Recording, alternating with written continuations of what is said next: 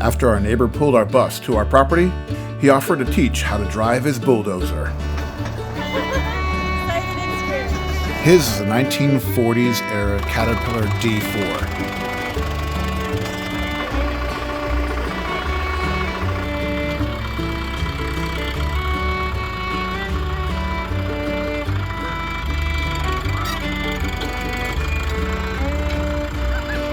It was fun and useful. A few days later, our neighbor found a Caterpillar D2 for $3,000. We didn't buy it, but should we have?